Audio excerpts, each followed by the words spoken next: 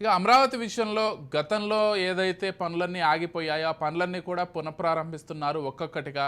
కాకపోతే అంటే ఎంత టైంలో అయ్యే అవకాశం ఉంది? ఒక రాజధానిగా అమరావతి స్థిరపడాలంటే ఎంత కాలం పట్టే అవకాశం ఉంది సత్యం గారు? అంటే మీ అనాలిసిస్ ప్రకారం. ఇప్పుడు గుజరాత్ లో గాంధీనగర్ కట్టారు. ఉమ్, అహ్మదాబాద్ వదిలేసి గాంధీనగర్ నిర్మించుకున్నారు. ఉమ్, అట్లాగే అస్సాంలో గౌహతిని వదిలేసి దిబ్రూగఢ్ కొత్త రాజధాని నిర్మించుకున్నారు. ఉమ్, కాబట్టి ఏదైనా ఒక దశాబ్ద కాలంలో మినిమం ఇన్ఫ్రాస్ట్రక్చర్స్ అనేవి కూడా పూర్తి కావాలి.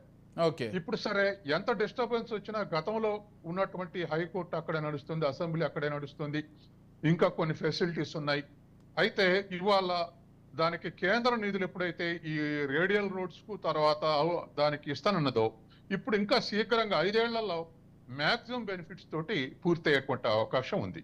ఓకే. తర్వాత మరొక అంశం ఏంటంటే, ఇవాళ ఇంటర్నేషనల్ ఇప్పుడు దానికి కావాల్సినటువంటి నిధులు, ఇవాళ ఉన్నటువంటి ఈ సీవరేజ్ కానీ ఇతర అంశాలన్నీ కూడా హైదరాబాద్ ఎక్స్పీరియన్స్ తోటి, అందులో అది డెల్టా ఏరియాలో ఉంది. కాబట్టి ఆ జాగ్రత్తలను తీసుకొని చాలా సైంటిఫిక్ గా నిర్మించాల్సినటువంటి అవసరం ఉంది. చైనాలో కొన్ని సిటీస్, తర్వాత జపాన్ లో కొన్ని సిటీస్ మోడర్న్ టెక్నాలజీ తోటి నిర్మించారు. అంటే ఉదాహరణకు అమరావతిలో మొత్తం జాలువారే భూమి అన్నప్పుడు జపాన్ భూకంపాలు వచ్చిన కూలకుంట భవనాలు కట్టారు. అటువంటి టెక్నాలజీ యూజ్ చేసి ఇవాళ అమరావతిని నిర్మించాల్సినటువంటి అవసరం ఉంది. ఎస్, ప్రధానంగా ఇటు విజయవాడ కావచ్చు, గుంటూరు కావచ్చు, ఈ నగరాల్ని కలుపుకొని అమరావతి నిర్మాణం సాగుతుంది కాబట్టి, లేకపోతే అమరావతి ఈ రెండింటి నగరాల మధ్య ఉంది కాబట్టి త్వరగా డెవలప్ అయ్యేటువంటి అవకాశం కూడా ఉంది. అంటే అంతవరకు ఇన్ఫ్రాస్ట్రక్చర్ ఆ మొత్తం కూడా ఈ రెండు నగరాలను కనెక్టివిటీ చేస్తే, కాబట్టి ఇది కూడా ఒక ప్లస్ పాయింట్ గాని చూడాలి కదా. ఖచ్చితంగా అండి. ఇవాళ విజయవాడ, గుంటూరు రెండు కలిపితే ఇది కనెక్టివిటీ ఉంది. ఏది ఇప్పుడు అమరావతి. అవును. ఈ రెండింటికి కూడా దగ్గర ఇంకా అనేక టౌన్లు ఉన్నాయి. ఇవాళ గన్నవరం, విజయవాడ మధ్య కూడా ఖాళీ పూడిపోయింది, ఖాళీ పూర్తి చేయబడింది. కాబట్టి ఖచ్చితంగా విజయవాడ జనాభా, గుంటూరు జనాభా కలిగితే ఇవాళ ఉన్నటువంటి ఇతర రాష్ట్రాల రాజధానులంతా ఉండేటువంటి అవకాశం ఉంది. అట్లాగే అర్బనైజేషన్ ఇవాళ పెరుగుతా ఉంది. ఎందుకంటే డ్యూ టు ది మైగ్రేషన్ ఇవాళ జనాభా గ్రోత్ రేట్ 1% ఉంది. ఆంధ్రలో కానీ తెలంగాణలో కానీ అరౌండ్ 1% ఉంది. కానీ సిటీలలో 2%, 3% ఎందుకు పెరుగుతుంటే మిగతాదంతా మైగ్రేషన్. కాబట్టి రూరల్ నుంచి మైగ్రేషన్ ఉంది. కాబట్టి ఖచ్చితంగా అమరావతి రాజధాని అటువంటిది ఇంకా స్పీడప్ అందుకున్నటువంటి అవకాశం ఉంది, జనాభా పరంగా కానీ సౌకర్యాల పరంగా కానీ. తర్వాత మరొక అంశం ఏంటంటే, ఇవాళ ఎక్కడైతే ప్రభుత్వం ఆలస్యం చేయదో అక్కడ కలిసి వచ్చే అంశం.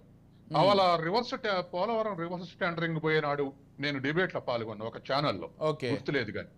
అప్పుడు నేను అన్నటువంటి ఆర్గ్యుమెంట్ ఏమిటంటే, 700 కోట్లు మిగిల్చాం రివర్స్ టెండర్ పోవటం వల్లని వైసీపీ ప్రభుత్వం అంటుంది. కానీ ఇది లేటు కావటం వల్ల ఎస్టిమేషన్ కాస్ట్ మరో 10,000 కోట్లు పెరుగుతున్నా నేను ఆ రోజు.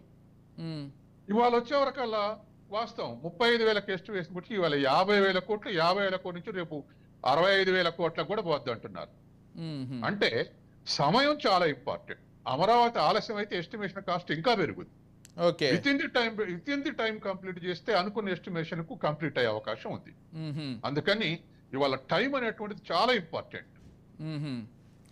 ఇకపోతే ఈ మొత్తం అమరావతికి సంబంధించి ఇన్ఫ్రాస్ట్రక్చర్ విషయంలో కావచ్చు, అసలు రాష్ట్ర ప్రభుత్వం ఎంతవరకు పెట్టుకోవాల్సినటువంటి అవసరం ఉంది సత్యం గారు? ఎందుకంటే ఔటర్ రింగ్ రోడ్ వరకు ప్రొవైడ్ చేసింది, కాకపోతే లోపల రోడ్స్ కావచ్చు, లేకపోతే అండర్ డ్రైనేజ్ సిస్టమ్ కావచ్చు. ఇప్పుడు అమరావతి కొత్త నగరం కాబట్టి మొత్తం కూడా కొత్తగా ఉండాల్సినటువంటి అవసరం ఉంది.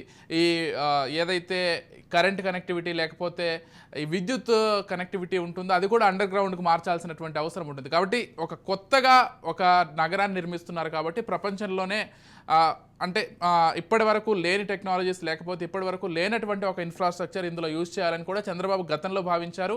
ఇప్పుడు కూడా అదే విధంగా వెళ్తామని ముందుకు చెప్తున్నారు. అంటే రాష్ట్ర ప్రభుత్వానికి ఉండేటువంటి మీరు అన్నట్లుగా ఇప్పుడు ఉండేటువంటి ఆర్థిక సంక్షోభంలో ఇవన్నీ ఎంతవరకు సాధ్యమయ్యే అవకాశం ఉంది? ఇప్పుడు with in the 1 year complete చేసేటువంటి ప్రాజెక్ట్ కాదు ఇది. 10 years రేడియస్ లో 10 years స్పాన్ లో ఇది కంప్లీట్ చేసేటువంటి అవకాశం ఉంది. తర్వాత అసలు సమస్య పరిష్కారం అయింది. 30,000 ఎకరాలు సేకరించడం అనేటువంటిది పెద్ద పాజిటివ్ పాయింట్. అవును. ఎందుకంటే 2,000, 3,000 ఎకరాలకే పెద్ద ఎత్తున ఉద్యమాలు జరిగి రాష్ట్ర ప్రభుత్వాలు మారినటువంటి ఎగ్జాంపుల్ మనం వెస్ట్ బెంగాల్ చూసాం. నందిగ్రామంలో మహా అయితే వాళ్ళు సేకరించాలనుకున్నది 10,000 ఎకరాలు. అట్లాగే ఇంకొక దగ్గర టాటా వాళ్ళ కోసం 2,000 ఎకరాలు. అయినా పెద్ద ఎత్తున రెచ్చగొట్టి మన మమతా బెనర్జీ అధికారంలో రాగలిగింది. ఓకే. ఇక్కడ ఏ ఉద్యమాలు లేకుండా 30,000 ఎకరాలు సేకరించగలిగారు. ఉమ్, కాబట్టి అసలు సమస్య పరిష్కారమైంది. ఉమ్, కాబట్టి రాష్ట్ర ప్రభుత్వం తర్వాత 10 years స్పాన్ లో కడతారు కాబట్టి అరౌండ్ 3 లక్షల కోట్ల బడ్జెట్ ఉంది ఆంధ్రప్రదేశ్ కు. ఓకే. సరే, దాంట్లో అప్పులు తీసేస్తే ఖర్చు చేయదగ్గది, రెవెన్యూ రాదగ్గది, ఖర్చు పెట్టదగ్గది ఒక 2 లక్షల కోట్లున్నా ఉమ్, ప్రతి సంవత్సరం ఒక 20,000 కోట్ల చొప్పున 10 ఏళ్ల స్పాన్ లో ఒక 2 లక్షల కోట్లు ఖర్చు పెట్టడం అనేది పెద్ద ఆంధ్రప్రదేశ్ కు పెద్ద సమస్య కాదు.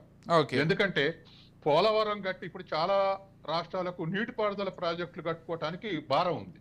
ఉమ్, కానీ ఆంధ్రప్రదేశ్ లో కొత్తగా నీటిపారుదల ప్రాజెక్టులు మేజర్ గా లేవు. ఒక్క పోలవరం ఉంటే అది కేంద్ర ప్రభుత్వమే భరిస్తుంది. అవును. కాబట్టి ఆ వ్యయాలు ఇదివరకే ఎస్టాబ్లిష్డ్ దరిదాపు ఈ 30 లక్షల ఎకరాలకు 26 లక్షల ఎకరాలు సరిపోను ఇవాళ డెల్టాలు ఉన్నాయి, ఉమ్, బ్యారేజీలు ఉన్నాయి. కాబట్టి ఇప్పుడు ఇమీడియట్ గా నీటి ప్రాజెక్టుల మీద మేజర్ గా చేసే వ్యయం లేదు కాబట్టి రాజధాని నిర్మించడానికి కొన్ని అప్పులు కూడా చేసే అవకాశం ఉంది. కాబట్టి రాజధాని నిర్మించుకోవడానికి ఆంధ్రప్రదేశ్ మీద పెద్ద భారం ఉండదు ఏది రానున్న 10 ఏళ్లలో. 1-2 సంవత్సరాల్లో ఏదైనా పూర్తి చేయాలంటే భారం అనిపిస్తుంది కానీ ప్రతి సంవత్సరం కొంత ఖర్చు చేస్తూ పోయేటువంటిది కాబట్టి 10 ఏళ్ల దీన్ని నిర్మించుకోగలదు ఆంధ్రప్రదేశ్.